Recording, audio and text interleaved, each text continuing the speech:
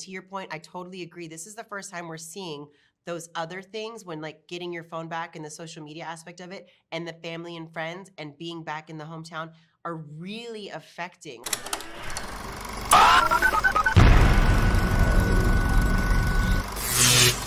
Hi, I'm Kristen Maldonado from Pop Culture Planet. Hi, Nick, Kristen. it's chat with you again. Vanessa, it's so great to meet you.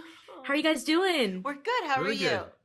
I'm great. I gotta say, 8 seasons, 5 years of Love is Blind. Congratulations. Thank you. I gotta know, what is your favorite success story from the pods over the last 5 years? Oh, Such a tough gosh. question. Yeah, well, I don't think we've been, it's like picking your favorite kid.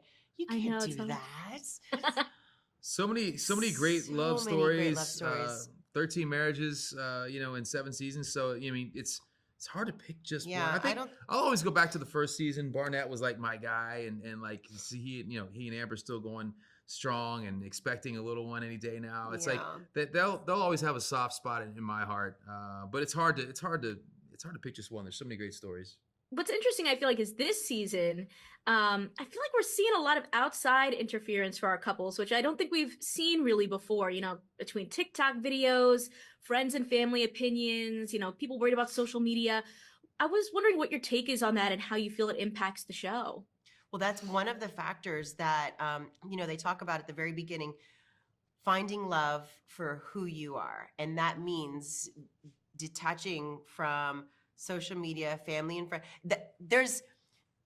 The formula is the pods, then that you introduce the physical side at the getaway. Then you get your phone back and you introduce the city. And in that you introduce your family and friends, and then you're at the altar. So there's a reason. And to your point, I totally agree. This is the first time we're seeing those other things when like getting your phone back and the social media aspect of it and the family and friends and being back in the hometown are really affecting. Like some seasons you see that the getaway, the physical side is like, that's when like the Band-Aids pulled and people get like the knee jerk. That, in Minnesota, they really spent a lot of time in the pods vetting who they wanted to propose to. They get to the getaway. That's a beautiful another layer. It's like all happy. And then it's like you finally are starting to see these other elements that are in life. And so how they navigate that is the beauty of Love's Blind. And this season, it's touching on things that we haven't seen before. Yeah, is your emotional connection enough to see you through all those turbulent times? And some can, navigate those waters. Others can't, and that's just part of the experiment, if you will. It's part of the ride.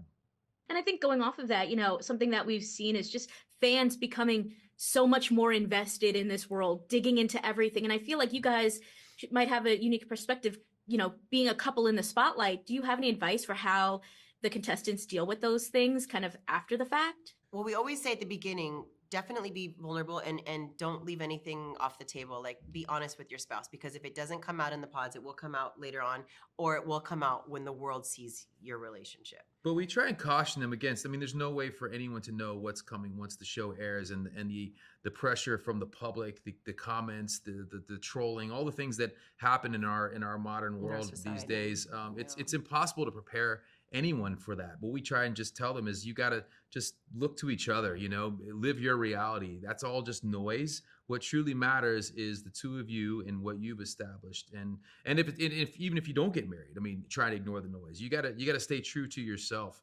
And it's hard though. I mean, look, as to your point, as a couple in the public eye, it's hard for us sometimes to still ignore what's happening out there and all the noise that comes. And so at the end of the day, while it's a great TV show and people love watching it as a TV show, we love hosting it as a TV show. It's important to remember these are human beings with real emotions and real feelings and real families. And at the end of the day, that's what really matters. Well, I got you here. I got to ask, Nick, about the music.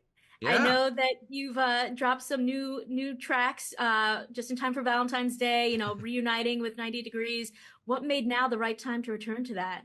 Yeah, well, we're celebrating our 30th anniversary, believe it or not, of getting together as a group. And so it felt like the right time to do an album called Full Circle. 5 new tracks, 5 re-records of our biggest hits. And as you mentioned, I Do, our new version, the 98-degree version of I Do, is being released on Valentine's Day. So excited for that and for all the new music that's coming out this spring. I love it. I love it. I want to thank you guys so much for your time. Thank I also you. just wanted to shout out, I know you guys met on TRL. I have a little TRL background as well. I worked at MTV for the last I was there for like 12 years and was on the more newer TRL.